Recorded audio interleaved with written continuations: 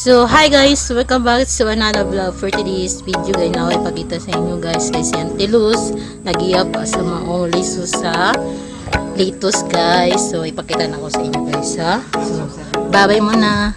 Guys, money ang iap ni Auntie Luz. Pag umanana guys, kay ibahin sa maong grupo guys. Sa project ni Ma'am Glenda Rabat Kaita. So, kuani siya guys, mana ni ang gihap ni Papa. Ganina wala ko kahiyap kang Papa kay kuan wala ko naka-video kay burn out man sa mga diri guys, basta malubat pa ang cellphone. Mao ni ang gihap ni Papa mga 1,000 na ni. Tapos kay Auntie Luz, ambot pila ni. Pila na nate? 500 na daw na dira So di bali guys, mao ning litos guys sa kuan ni kanang tawagan ni kanang liso. Pamutubo na guys sa seedling pa day tawag. So mao din ni ang kuan guys tawag, ipakita na ko sa inyo guys da.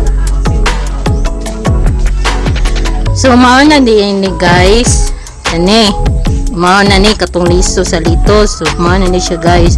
Tapos pag uman ani guys, mao na ni ang kalabasan guys. So tapos magulat pa og 1 month.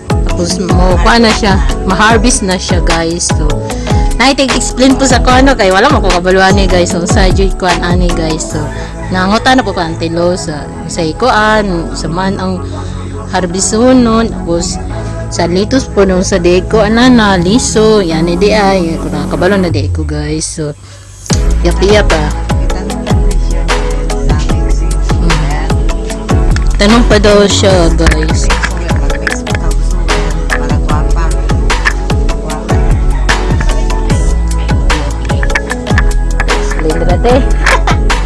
Si Auntie Luz na magod kabalo guys. Si Auntie Luz na kabalo sa maong kuan kanang usay ko sa harvest sa litos sa kuan sila Papa sila raman nakabalo.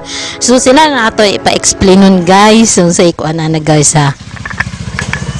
Okay, ang pagtanom sa litos magmix pa ka og yuta. Yan ay mga abono, butangan na siya ta isa kanding, nya vermicast. Tapos kung okay na ang imuhang yuta, kondisyon na kaning liso, imo ni siyang isidling. Unya pag magtulo na kadahon, i-replant na nimo. Pag human og replant, mag-wait ka og mga 1 month. Pwede na siya harveston. Mauna na siya ang resulta sa litos nga gitanom 1 month. Ma-harvest na siya. So, nagadungog mo sa explanation ni Auntie Luz. So, nice kayo pag-explain. So, gwapa pa si Auntie Luz. So, nagbilang pa na siya guys. Actually, 500 na daw na nasa kilid. Ayawan kung kana pag-disturbo pa na ako guys. Gani po ang memory ani guys. Kaya taas-taas po ang memory ani. So, 1,000 lagi daw guys. So pag umanana guys ug bilang bahin-bahinon na nila sa grupo nila ang Greencom manang pangalan guys sa grupo nila Greencom kang Ma'am Glenda Rabat Kaita. So lami kaya ni guys mahilig gani ko ani guys o litos kung ay mga kuan ay mga pansit dira mao pa na og ginakuan guys nice. So, yun lamang guys. Sana ma-enjoy ninyo ang aking mini vlog for today. Ang maong litos guys. Ang maong waan ka ng litos sa litos guys. Nagbilang pa na si Auntie Luz. So, nagsinamok ta sa iyang kuan guys no. Bilang-bilang na to. So, may gani. Wala niya nalimutan o pila na kuan niyang nabilang. So, sana ma-enjoy ninyo ang aking mini vlog for today. Ang maong litos guys. Sana ma-enjoy ninyo.